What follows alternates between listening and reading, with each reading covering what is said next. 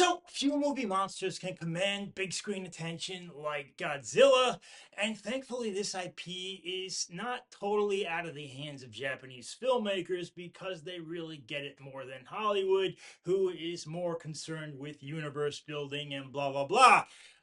Now we not only see him back in all his glory, but with characters worth spending time with as well. There actually is a human story here, one of a kamikaze pilot played by Ryonosuke Kamiki during the close of World War II, who chickens out in battle and winds up coming home to see a bombed out Tokyo left in the war's wake.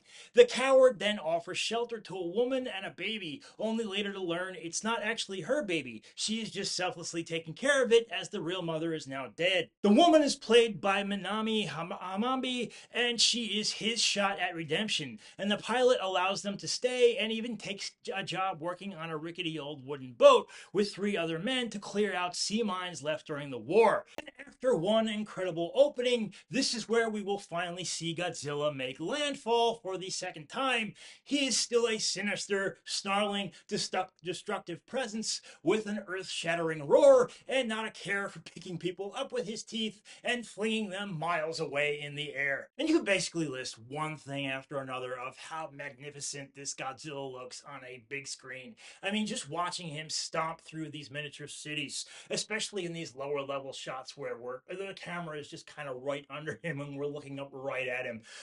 Also, the atomic breath scenes, his whole body just lights up. We're on the edge of our seat as just he's ready to unleash this one tremendous bit of power.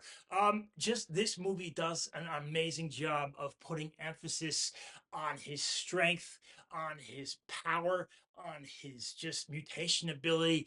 It's all just awe-inspiring stuff. But also Minus One does some wonderful character work here, especially with the pilot played by Kamiki. Here's a guy who's suffering from PTSD, he's got war fatigue, but that's nothing compared to the guilt and the need to want to fix his error, and that's where the big question of his fight with Godzilla comes in.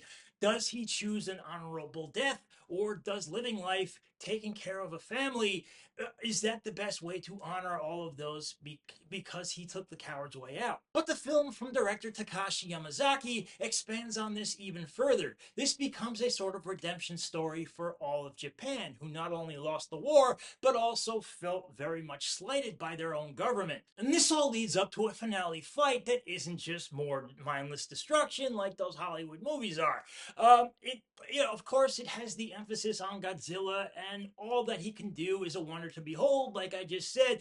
But it also comes with a plan created by people that is actually kind of crafty, and there's suspense there because there's a lot of room to go wrong. But also, it comes with characters, and not one of them feels superfluous. And that is the key to this movie in total, is that it remains engaging throughout.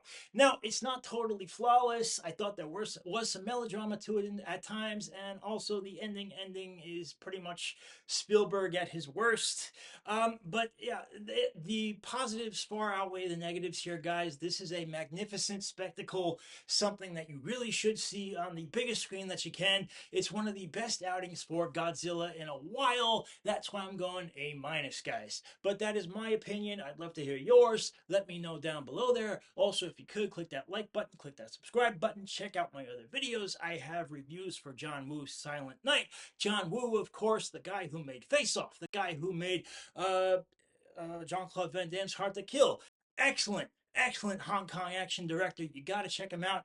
Also, I have May December with Julianne Moore and Natalie Portman. This is a pretty good weekend for movies, guys. So check that out. I thank you so much for watching. I hope you come back again. Thank you so much. Bye bye.